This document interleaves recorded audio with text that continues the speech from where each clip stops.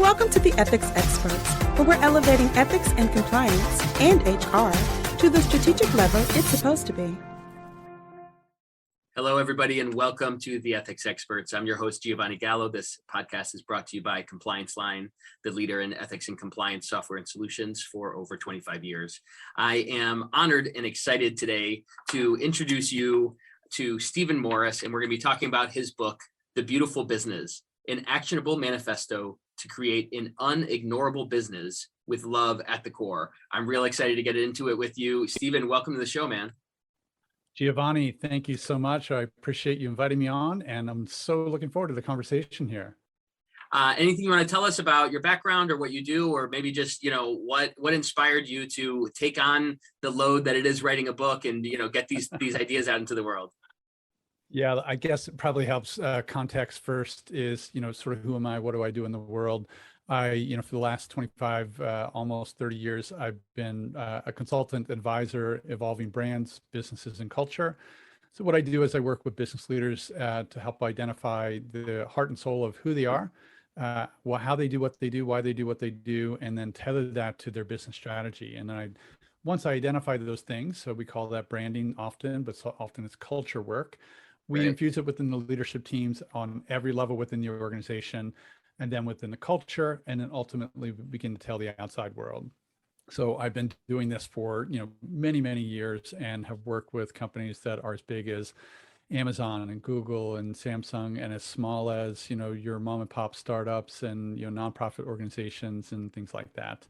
So Awesome. it's a thrill to do it, and honestly, a lot of the work that I do in the world, it has to do with the humanity side of what we do. And so part of The Beautiful Business was written to help inspire business leaders of every level within the organization to think differently about how they approach the world of business. And that could be, again, business of any size, type, or industry. That's awesome.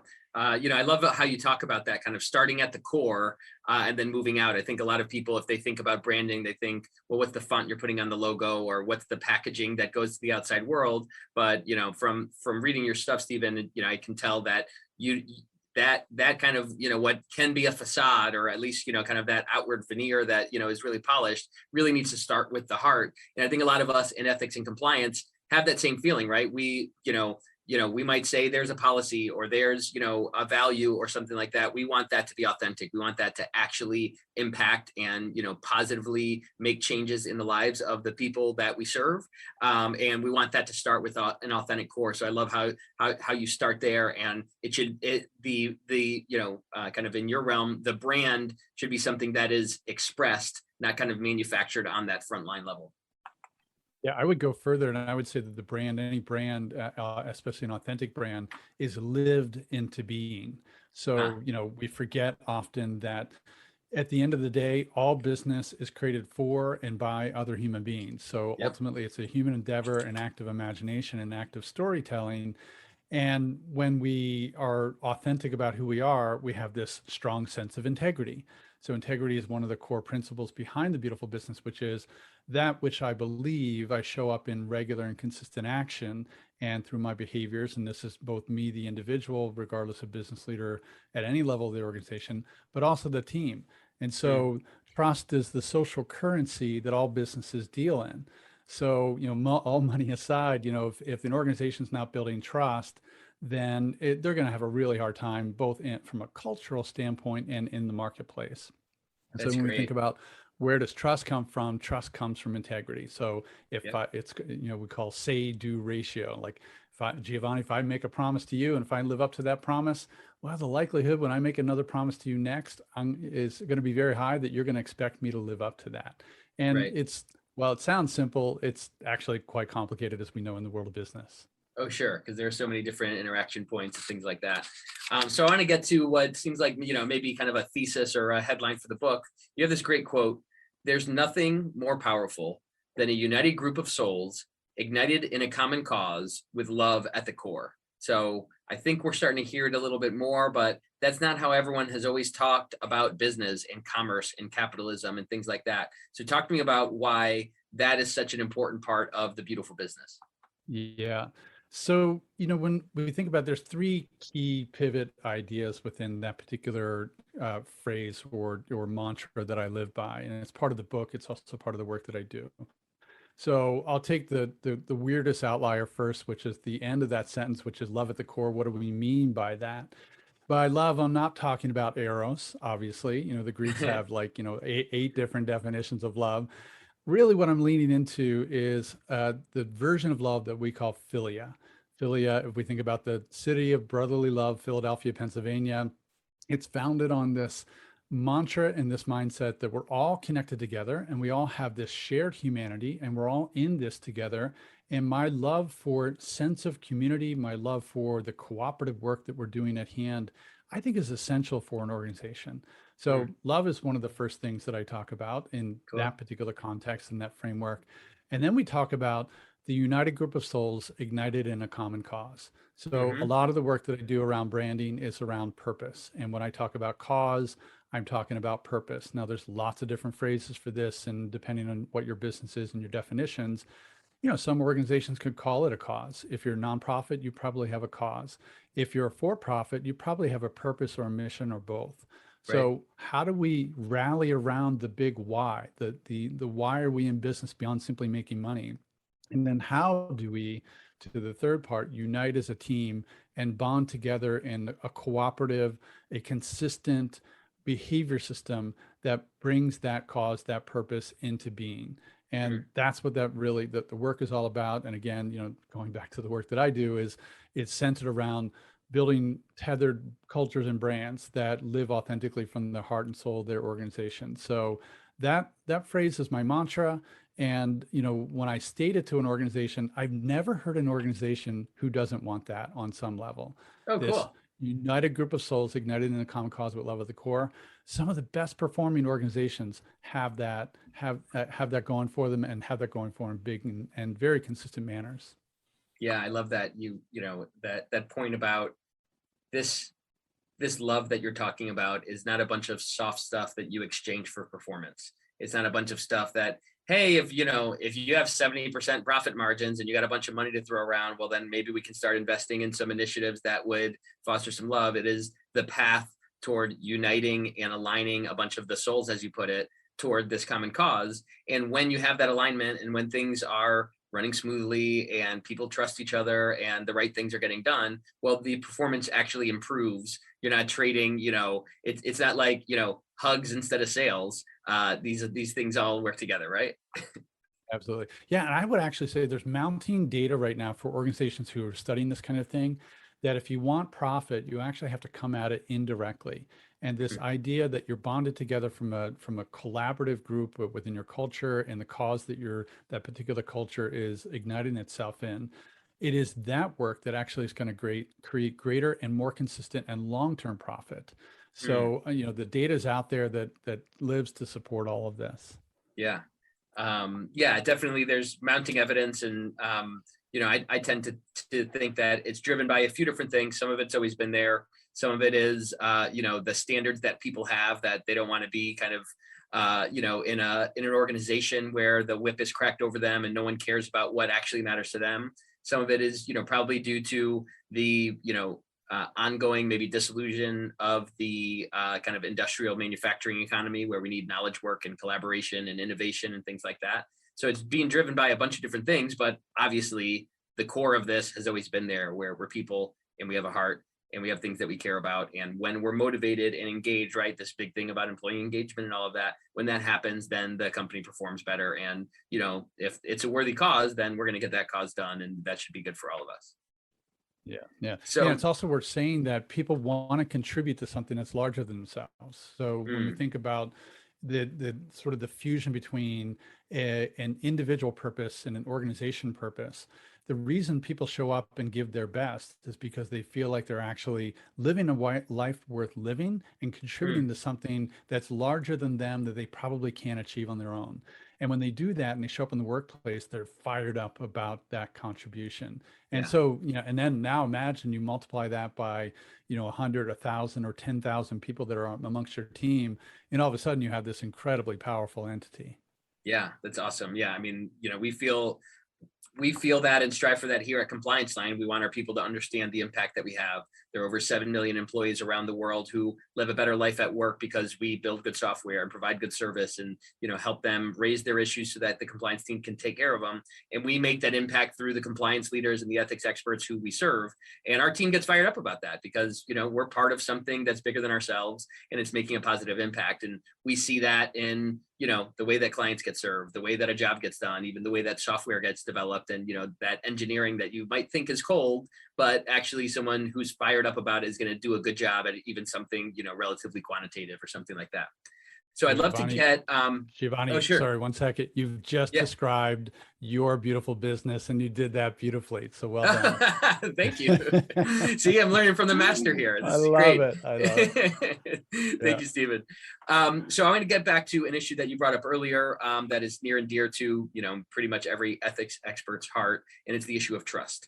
Right. So we talk about building trust in our organization. We want people to trust the compliance function to handle their issues well, to not retaliate against them, to make sure that if you bring up something that's a problem, we're going to treat it with respect. We're going to, honor you by making sure that, we do something about it. We look into it. We try to fix it. The training that we do, whether it's about something, direct like cybersecurity or something more pervasive like discrimination and harassment, it's all trying to build, kind of get the stink and the rot out of an organization and make sure that we can have those tighter bonds between each other. So you talk about trust in a bunch of different ways, and you say that it's really kind of the foundation of, a lot, if not all of the stuff we're talking about. So maybe we can talk a little bit about why trust is so important to this purpose and this beautiful business concept. And maybe, from there, we can talk about how that impacts the ethics department, the compliance department, who, may not be setting the full company mission, but we certainly have a say in how things happen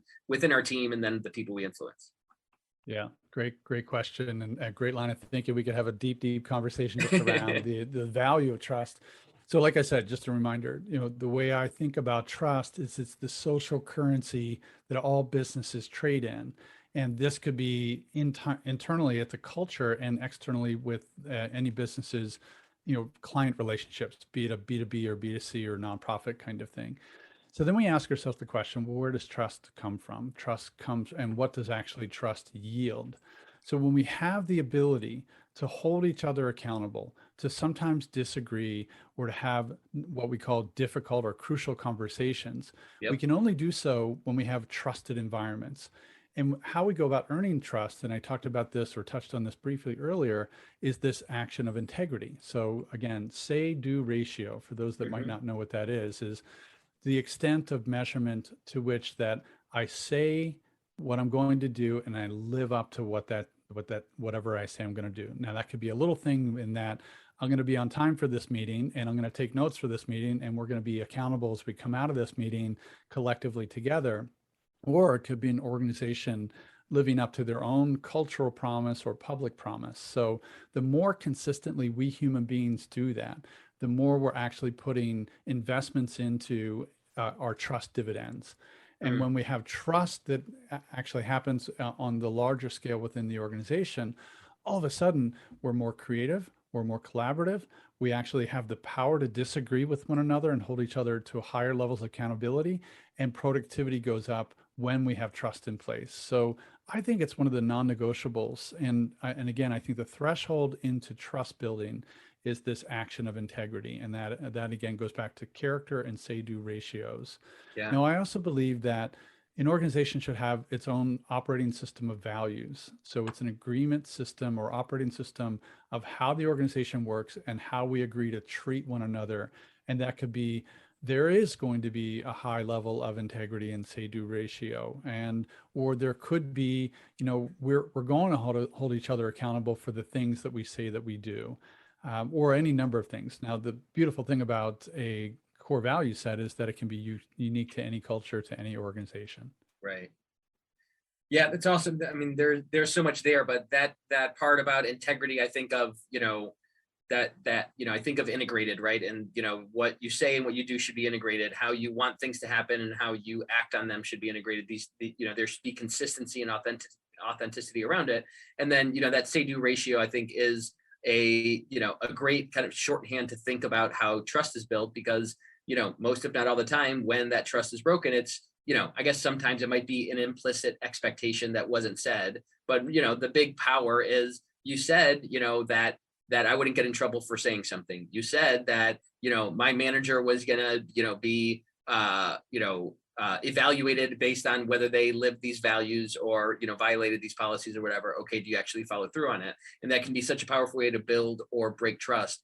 I'd love to kind of dig into it a little bit more and talk about how this would and should be relevant, kind of more directly to the ethics department. Two things come to mind, or jump in wherever you want. One is we can impact our own team.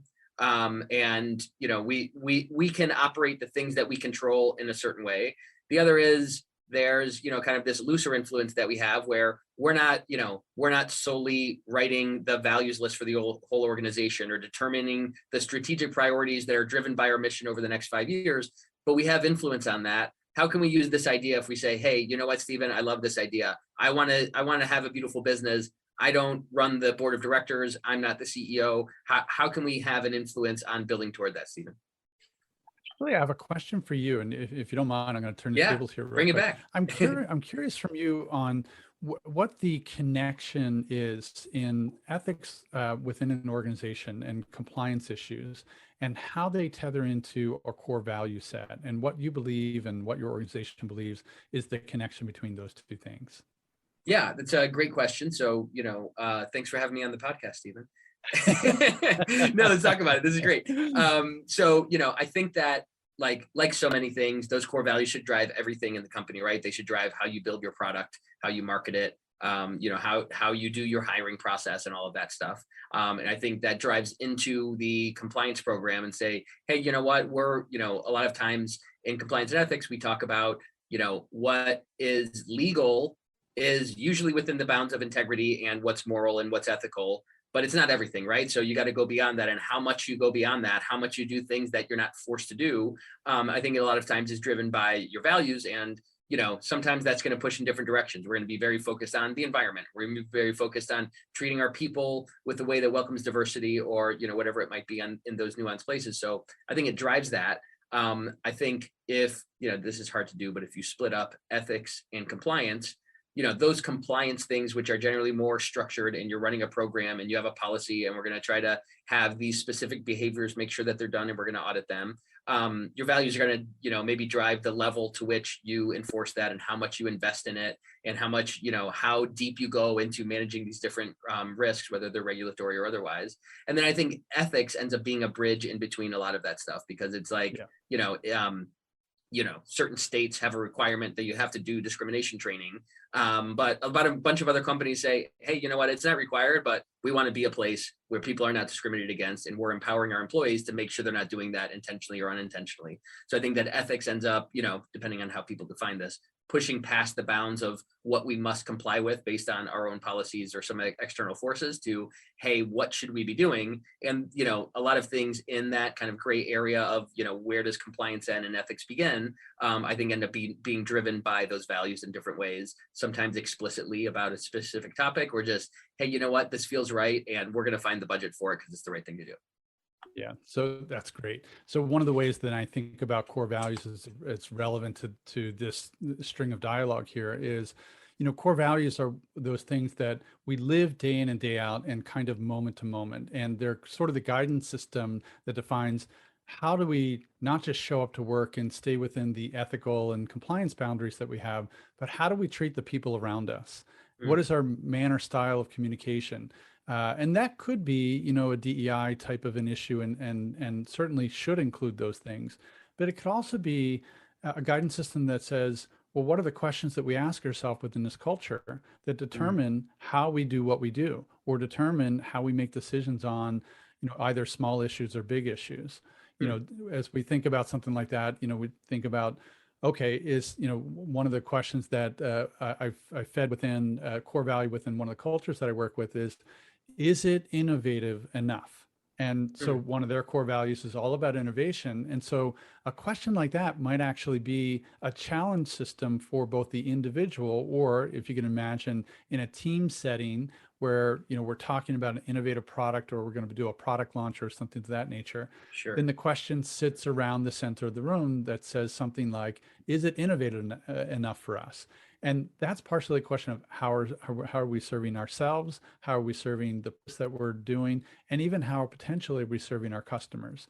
Yeah. That still then links to this bigger picture item of ethics and compliance, which has to do with, broader guardrails of how we do business so that we can comply with systems and regulations that are out there. So, Yeah. one of the ways I would dissect it based on this is, core values are sort of the human considerations and questions and decision making. And then the compliance side of things has much more to do with the bigger picture and laws and regulations. Would you agree with that? Yeah, kind of the system around the people that hopefully influences the people in some type of cycle. Absolutely. Yeah. Yeah. Let's go with that. I like that answer. All right. Good. So something Because, else. Oh, go for it. Yeah, I think it's relevant because as I think about the folks out there listening, they're probably asking themselves the question, what is the discernment difference, and how do these things interact? Right. Or what is the through line between compliance, ethics, and values? Yeah. And I think it's really important to understand the context behind those things. Yeah, it is. And I think that kind of system versus people thing is interesting because, any division, right, operations or purchasing or marketing or whatever, they're going to have their own systems, right? This is how we buy things and this is how we promote people or whatever. They're going to have some of those systems themselves. And then there's a bunch of, je ne sais quoi of, hey, you know what? These are the type of people who get promoted. If you act this way, then you're more likely to, get what you want and things like that. And compliance and ethics has an interesting opportunity to have that type of like system that influences the people, that influence the system cycle that wraps around all of these other things that, we're maybe not determining what this person at this location does at 6 p.m., but we're trying to influence that, from a few steps removed, but also in a very profound way. Yeah. Cool. Yeah. I love that. Very good. Thanks for that, Stephen. And thanks for saying you love it. So something else that you talk about that's near and dear to our heart, ethics experts are always trying to benchmark what they're doing. We're always trying to get feedback. Data is king, right? We're trying to figure out what's going on. We're maybe a few steps removed from a bunch of these things that we care about, and we're trying to kind of summarize it, see how it's going, see how it's trending, see how much we can get better. And you talk about, what you choose to measure reflects what you value, and they define your priorities and they define success. And that success should be driven by something beyond just a profit margin.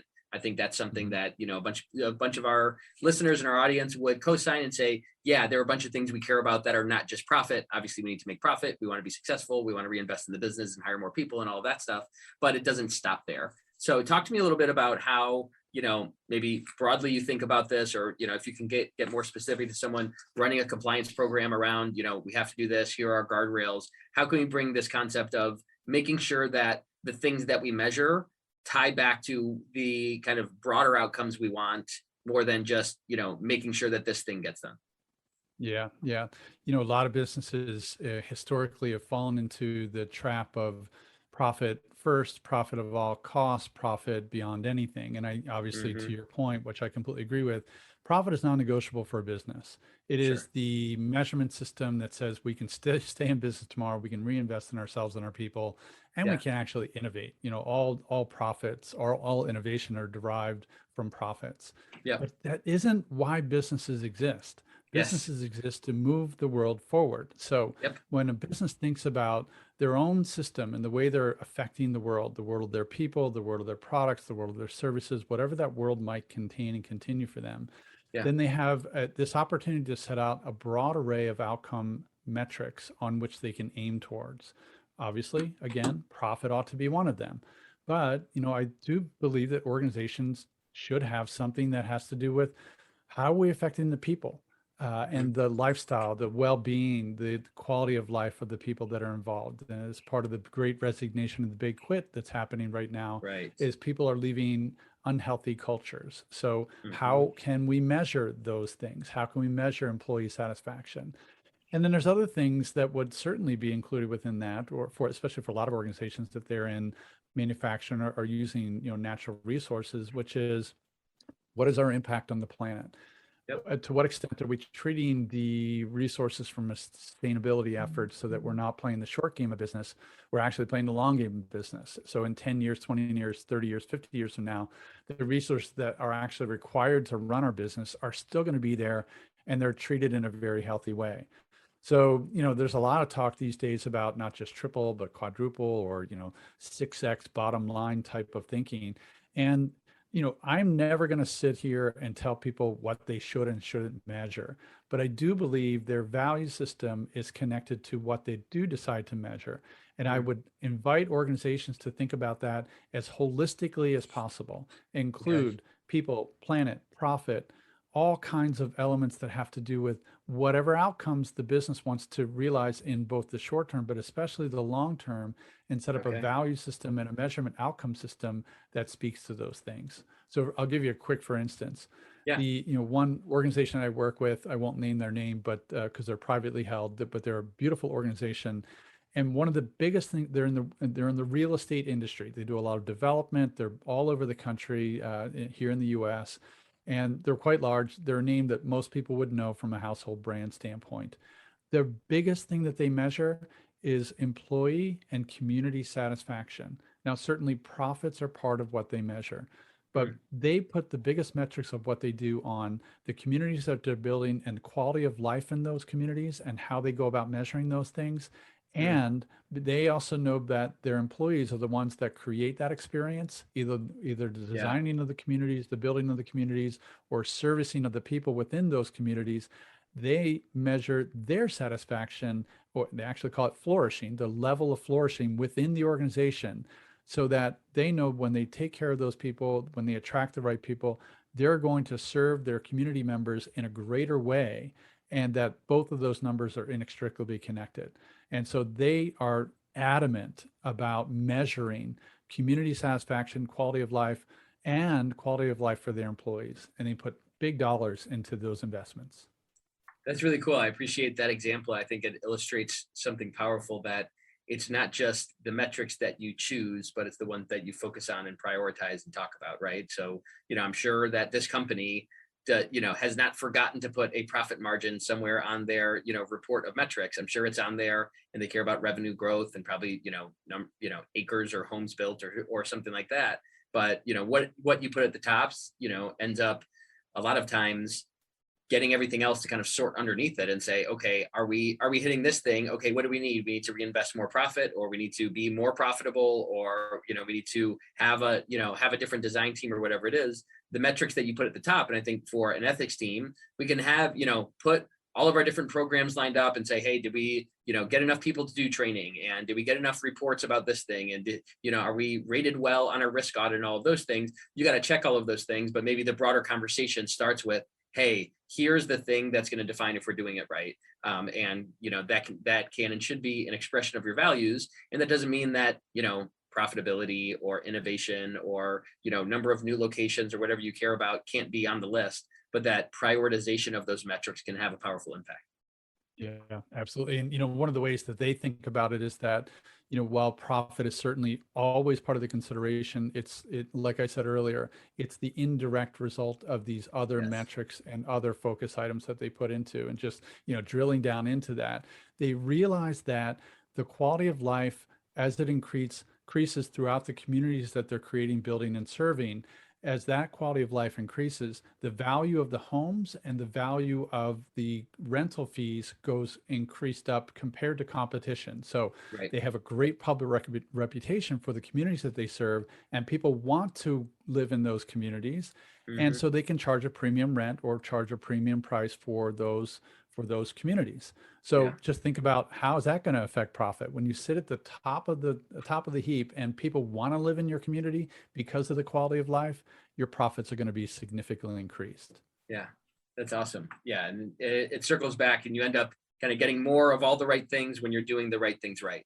And that's, probably better employees, more satisfied employees, more profit, a bunch of other things that are also results of doing your business well. But here, we like to say that money is a means to an end. It's not an end in and of itself, right? You can't eat it. You can't, I mean, I guess you could build a bed out of it or something, but it's like on its own, it doesn't provide a lot for you. It can help you hire good people and build, great software or whatever it is. So we have time for maybe one more question, Stephen. Feel free to pick your own, or, if you'd like a prompt, you have this concept about evolving, and a business can't out evolve its leaders. And, I think that the ethics and compliance industry and profession is going through a lot of flux, where people are realizing, hey, you know what, we actually should take care of our people. And actually, you know what, HR isn't the only one who's doing everything that we need to get the job done for our employees, so we have good retention and all of that stuff. So it's evolving to kind of get more focus, get broader purview, get, maybe more eyes and, maybe even scrutiny on it.